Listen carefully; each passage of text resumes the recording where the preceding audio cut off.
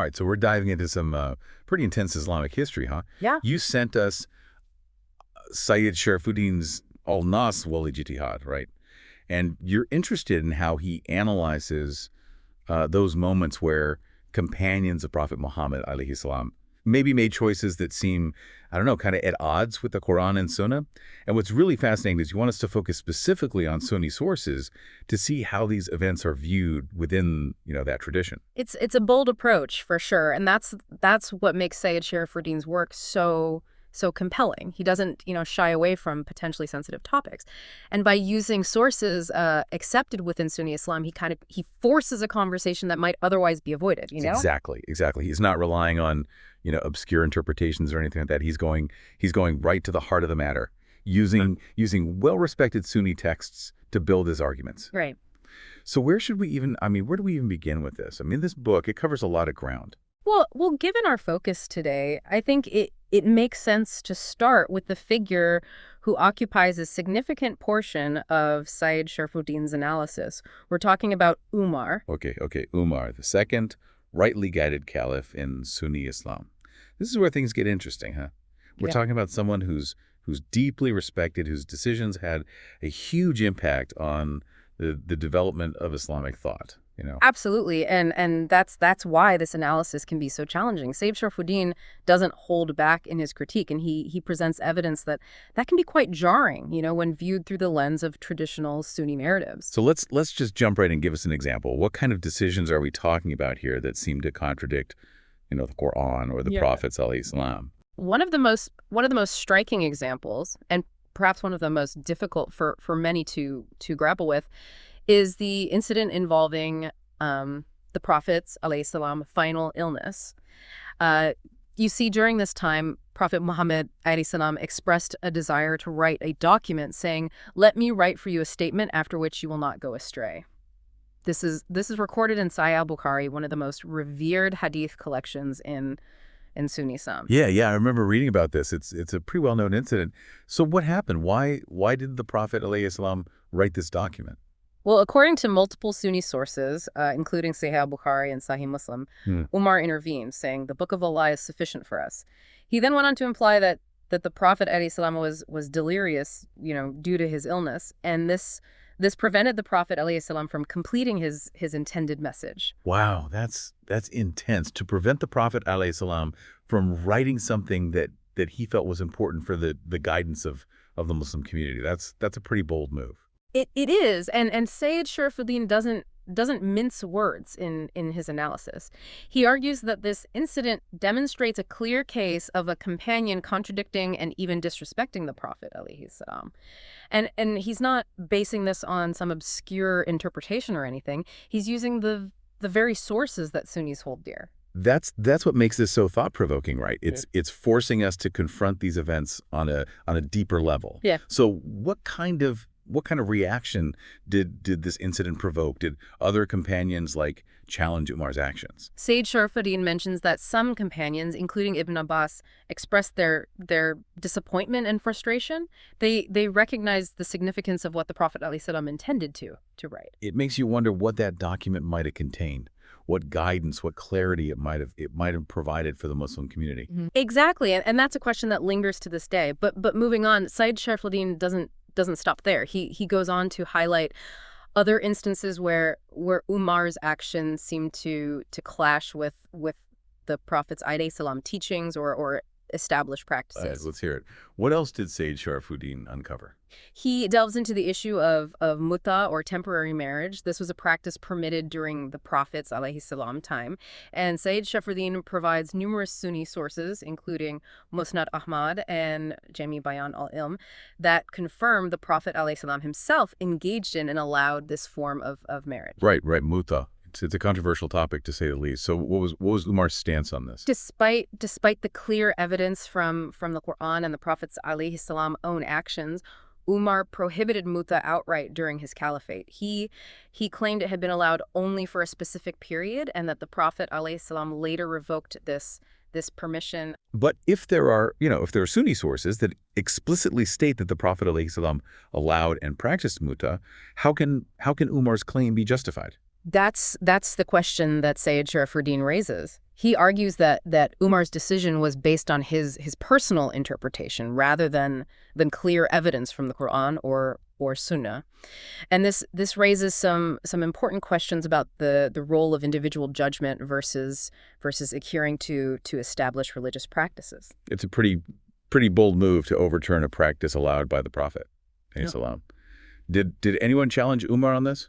Yes, several companions, including Ibn Abbas, a renowned scholar and companion of the Prophet alayhi, vehemently opposed this decision. They argued that Umar had no right to prohibit something that the Prophet alayhi had explicitly permitted. So even back then, there were disagreements and debates about the interpretation and application of Islamic law. Absolutely, and these debates weren't just theoretical. You know, they had real world consequences, as we see in the case of Muta. Sayyid Sharafuddin points out that Umar's decision had a lasting impact, shaping the legal opinions of many Sunni scholars who came after him. This is all pretty heavy stuff, huh?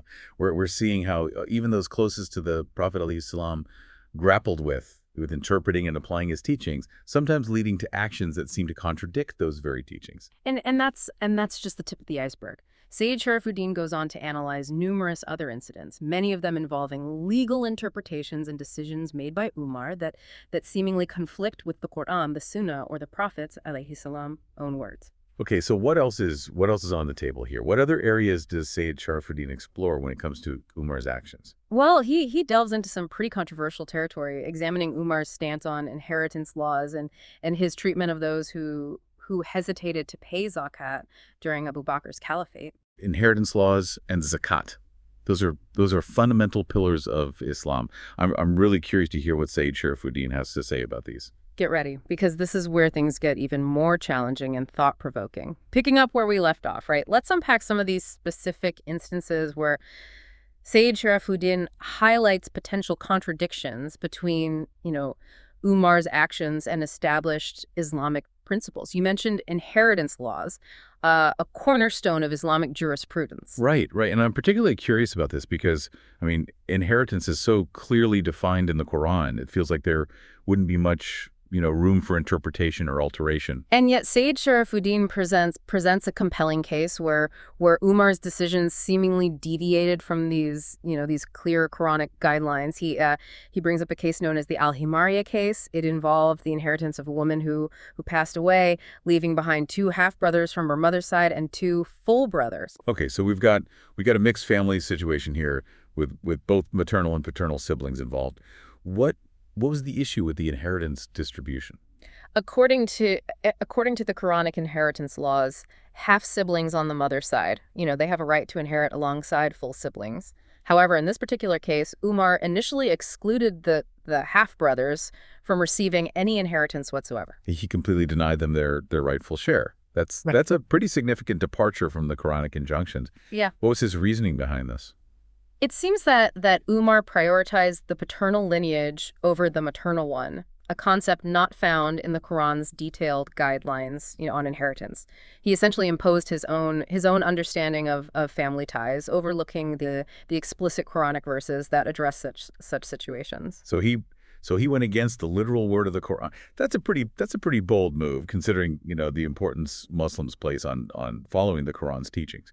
What happened next? Did anyone challenge this decision? Interestingly, the half-brothers were quite clever in their response. They confronted Umar and even used a rather humorous analogy to highlight the absurdity of his ruling. They said, "Suppose our father was a donkey, then you would have to include us with our brothers due to our relation to our mother." Wait, they compared their father to a donkey? That's a pretty gutsy move. Yeah. I guess they weren't afraid to speak truth to power, even when that power was the caliph. It definitely shows their boldness, their determination to secure their rightful inheritance. And to Umar's credit, he recognized the flaw in his judgment. He ultimately acknowledged his mistake and divided the inheritance equally among all 4 brothers, as dictated by the Quran. So he was at least open to admitting his errors and correcting his course when presented with compelling arguments. That's something, I guess. It is. However, Sayyid Sharafuddin doesn't let this moment of rectification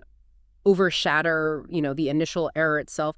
He emphasizes that this case, documented in Sunni sources like Al-Bidayah wa Nihaya by Ibn Kathir, reveals a tendency in Umar to deviate from clear Quranic injunctions based on, his own personal judgments.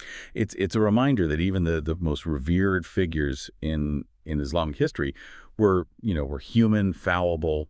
They made mistakes, and those mistakes had real world consequences for those around them. Precisely, and it's important to acknowledge these complexities to avoid falling into the trap of, idolizing historical figures and overlooking their shortcomings, especially when those shortcomings resulted in actions that contradicted the very principles they claim to uphold. You mentioned that Sayyid Sharafuddin highlighted other instances where Umar's actions seemed, at odds with established practices. What else did he uncover? Yeah. He brings up the case of a bondwoman who gave birth to a child fathered by her master. During the Prophet's alayhi time, it was customary for such a bondwoman to be granted, freedom upon her master's death. This was a way of recognizing the bond between, mother and child, preventing their separation. That makes perfect sense. It's a humane practice rooted in compassion, recognizing the importance of family ties. Exactly. However, Umar prohibited this practice during his caliphate, preventing these women from attaining their freedom. See, Sharafuddin points out that there's no Quranic or prophetic basis for this prohibition. So once again, we see a case where Umar seemingly imposed his personal judgment, altering a practice that had been established during the Prophet's ﷺ time. What possible justification could he have offered for such a change? That's the question Sayyid Sharafuddin grapples with. He presents various arguments from Sunni scholars who attempt to, defend Umar's stance, but he ultimately finds them, lacking in strong evidence. So it appears there's no clear religious justification for this change, leaving us to wonder about, the motivations behind it. It's a pretty stark contrast to the Prophet's emphasis on mercy and compassion, especially towards the vulnerable. It is, and it reinforces Sayyid Sharafuddin's broader point that even figures revered in Sunni Islam like Umar made decisions that contradicted the Prophet's alayhi established practices and at times even the Quran itself. These are some pretty serious accusations. Yeah. But hold on, what about the broader context of Umar's caliphate? Surely there must have been some positive contributions, right? Of course, it's important to acknowledge that Umar, like all historical figures, had both positive and negative aspects to his legacy. He played a significant role in the expansion of the Islamic Empire and implemented various administrative systems that contributed to the governance of the growing Muslim community. So how do we reconcile these seemingly contradictory aspects of his leadership? On the one hand, we see examples of him upholding justice, expanding the Islamic Empire. On the other, we see him making decisions that go against established principles. That's the challenge, isn't it? And then this is where Sayyid Sharafuddin's analysis becomes so crucial. He's not trying to erase Umar's contributions or portray him as a villain. His goal is to present a more nuanced and complete picture, acknowledging both the positive and the negative, the moments of adherence to Islamic principles and the moments of deviation. It's a reminder that history and the figures who shape it are rarely really black and white. Understanding these complexities allows us to, engage with the past in a more meaningful way, learning from both the triumphs and the mistakes of those who came before us. Exactly, and it's this nuanced understanding that allows us to appreciate the richness and diversity of Islamic thought, even within a single tradition like Sunni Islam. So we've discussed Umar's actions regarding the Prophet's final wishes, his interpretation of legal matters like muta and inheritance, and his alteration of established practices. What other areas does Sayyid Sharafuddin explore in his analysis of Umar? He examines instances where Umar's actions seem to contradict the Quranic emphasis on justice and compassion. One such instance involves his treatment of those who hesitated to pay zakat during Abu Bakr's caliphate. Zakat is one of the five pillars of Islam. It's a form of obligatory charity, a redistribution of wealth to support the needy and the community as a whole. What was the issue with these individuals not paying it? Were they simply being stingy? Their hesitation stemmed from doubts about Abu Bakr's legitimacy as the caliph after the Prophet's alayhi salam death. Remember, this was a time of transition and uncertainty for the Muslim community. Yeah. The question of leadership was contentious, and these individuals had concerns about the process by which Abu Bakr came to power. So the refusal wasn't necessarily out of defiance or greed, but rather a reflection of their doubts about the legitimacy of leadership. Their concerns were political and possibly even theological, right? Precisely. However, Abu Bakr, with Umar's strong support, declared war against these individuals, even though their only crime was expressing doubt about the political leadership. Wow. That seems like an extreme reaction. Weren't there more peaceful ways to address their concerns? Didn't the Prophet ﷺ teach, tolerance and understanding even towards those who disagreed with him? Yes, and that's why Sayyid Sharfuddin finds this incident so troubling. He cites a well-known hadith where the Prophet ﷺ explicitly states that killing someone who says there is no God but Allah is forbidden. These individuals, despite their political doubts, were still affirming their belief in God, the core principle of Islam. So waging war against them, even if they were withholding zakat, directly contradicted the Prophet's alayhi salam teachings on the sanctity of life and the importance of preserving unity within the Muslim community. That's the argument Sayyid Sharfuddin presents. He highlights how this event sets a dangerous precedent of using force to suppress dissent, even when that dissent is rooted in genuine religious and political concerns. It seems like a significant departure from the Prophet's alayhi salam message of mercy and understanding. Instead of engaging in dialogue, addressing their concerns, they resorted to violence. Mm-hmm. It makes you wonder about the long-term consequences of such an approach. Indeed. Sayyid Sharfuddin points out that this approach, championed by both Abu Bakr and Umar, had far-reaching consequences, shaping the political landscape of the early Islamic period and influencing the actions of later caliphs. Okay, we've covered a lot of ground in terms of Umar's actions and decisions, but before we move on to those later caliphates, I want to address something you mentioned earlier. You said that Sayyid Sharfuddin relies heavily on Sunni sources to build his arguments, but are these sources considered reliable? How can we be sure he's not cherry picking or misinterpreting them to fit his narrative? That's a crucial question, and it's important to address it head on. To understand the reliability of these sources, we need to delve into the concept of isnad in Islamic scholarship. Isnad, I've heard that term before, but I'm not sure I fully understand it. Can you break it down for us? Absolutely. Isnad refers to the chain of narrators for a particular hadith or historical account. It's essentially a way of tracing the information back to its original source, ensuring that it's been transmitted accurately and without alteration. So it's like a pedigree for the information, well, a way of verifying its authenticity and trustworthiness. Exactly. Think of it as a chain of witnesses, each one vouching for the reliability of the person before them, all the way back to the original source of the information. The strength of a hadith or historical account is directly tied to the strength of its isnad. That makes perfect sense. So what about the sources Sayyid Sharfuddin uses? Do they have strong, reliable isnads? Yes, absolutely. The majority of the sources he cites are are considered highly reliable within the Sunni tradition. He quotes extensively from Sahih al-Bukhari and Sahih Muslim, which are widely regarded as the most authentic collections of hadith in Sunni Islam. He also draws from other respected texts like Musnad Ahmad, Sunan Abu Dawud, and Al-Tabari's history. So even those who hold Umar in high esteem and accept these books as authoritative would have to grapple with the evidence Sayyid Sharafuddin presents.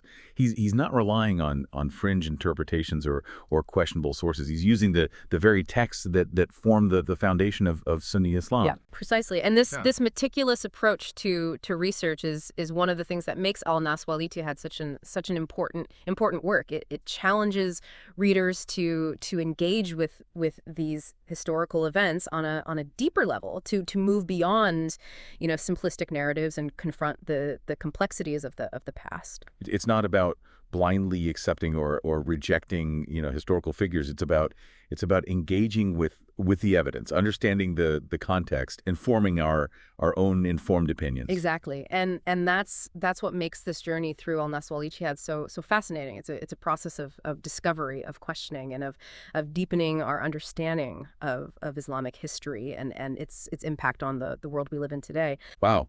We've been on quite a journey through early Islamic history, haven't we, with Sayyid Sharafuddin's Al-Nass wal-Ijtihad. It's been fascinating, and let's be honest, a bit, unsettling at times, examining how some of Prophet Muhammad's alayhi salam companions, might have made decisions that appear to contradict the Quran and the Sunnah. Yeah. And what's been particularly striking to me is our focus on using solely Sunni sources. It really underscores that these aren't obscure interpretations or anything. Sayyid Sharafuddin draws his arguments from the very texts that are considered, authoritative within Sunni Islam. Exactly. It's like he's saying, let's look at your own history, your own sources, and see what they tell us about these figures you revere. And now we're moving into the caliphates of Uthman and Muawiyah, both significant figures in the Sunni narrative. Right. And this is where I think the analysis gets even more, complex and potentially controversial. These figures, especially Muawiyah, are often presented in a very positive light within Sunni tradition. Right. Uthman is regarded as the third rightly guided caliph, and Muawiyah founded the Umayyad dynasty. But you're suggesting that Sayyid Sharafuddin, challenges this heroic portrayal. He presents evidence, again, from respected Sunni sources that complicates their legacies. For instance, in the case of Uthman, he delves into the issue of nepotism, favoritism towards his relatives, particularly the Banu Umayyah clan. Nepotism in a position of religious leadership. That sounds like a recipe for trouble. It certainly created, tension and discontent within the early Muslim community. Sayyid Sharafuddin provides examples of Uthman appointing unqualified relatives to key positions, granting them, vast wealth from the public treasury, and even overlooking their transgressions. So it wasn't just about giving family members a helping hand, right? It sounds like a blatant abuse of power for personal gain at the expense of the community. That's the argument that Sayyid Sharafuddin puts forth, and he supports it with accounts from Sunni sources like Tariq al-Tabari and Al-Imam was Siyasa by Ibn Qutayba. This behavior, Sayyid Sharafuddin argues, led to widespread corruption and disillusionment among the people, ultimately contributing to the instability that marked Uthman's reign. And this instability kind of paved the way for Muawiyah's rise to power, right? Indeed. Muawiyah, who was a governor under Uthman and a member of the Banu Umayyah clan, took advantage of the chaos and eventually established the Umayyad dynasty. But if Muawiyah, benefited from the very, very corruption and nepotism that Sayyid Sharafuddin highlights, how can he be considered a positive figure, in Sunni Islam? That's the paradox, we need to grapple with. Sayyid Sharafuddin acknowledges, Muawiyah's political acumen and administrative skills. However, he also highlights actions that that contradict the Prophet's alayhi salam teachings and the principles of justice and compassion that are that are central to Islam. Okay, I'm on the edge of my seat here. Give us an example. Yeah. What did Muawiyah do that goes against the spirit of Islam? One of the most disturbing examples is Muawiyah's introduction of the practice of cursing alayhi salam from the pulpits during Friday sermons. Wait, cursing Ali alayhi salam. The Prophet's alayhi salam own cousin and son-in-law, a figure revered by Muslims across different traditions. Why would Muawiyah do such a thing? Sayyid Sharifuddin argues that it was a calculated political move, to undermine Ali's alayhi salam legitimacy and solidify Umayyad rule. Remember, there were deep divisions within the Muslim community at the time regarding, the rightful successor to the Prophet. Right, Ali alayhi salam is considered the rightful successor by Shia Muslims. Yeah. While Sunni Muslims generally accept the first four caliphs, including Muawiyah's predecessor. Exactly. So by publicly, demonizing alayhi salam, Muawiyah sought to discredit any challenges to his authority and legitimize his claim to the caliphate.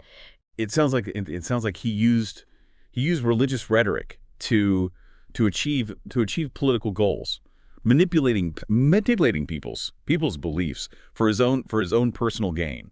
That's the conclusion that Sayyid Sharifuddin leads us towards. He highlights how this incident reveals a darker side of Muawiyah's rule, a willingness to exploit religious sentiments for political purposes. And this practice of cursing Ali alayhi salam wasn't just like a fleeting episode or something. It continued for decades under Umayyad rule, leaving deep scars on the Muslim community. Did anyone speak out against this practice? Were there any dissenting voices who recognized the injustice and the harm it was causing? Sayyid Sharifuddin mentions that many people, including prominent companions and scholars, opposed this practice. They recognized it as a blatant violation of Islamic principles and a betrayal of the Prophet's alayhi salam teachings. So there was resistance, but it was ultimately silenced by the Umayyad regime. Unfortunately, yes. Muawiyah was ruthless in suppressing any dissent, using both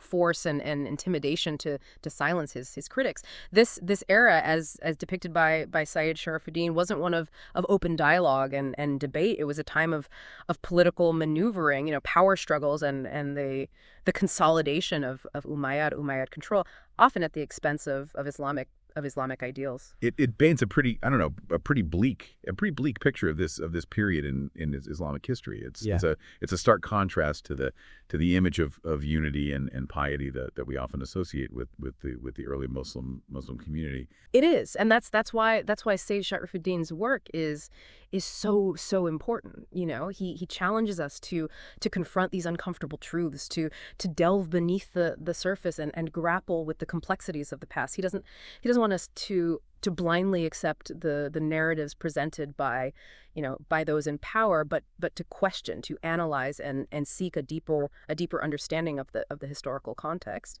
It's a reminder that history is often written by the victors, and it's our responsibility to critically examine those narratives and seek out alternative perspectives. Precisely. And Al-Nass wal-Ijtihad provides us with the tools to do just that. It encourages us to approach history with a critical eye, to question assumptions, and to recognize that even those we revere were human beings with their own flaws and motivations. So after this deep dive into Sayyid Sharifuddin's analysis, what's the key takeaway for our listeners?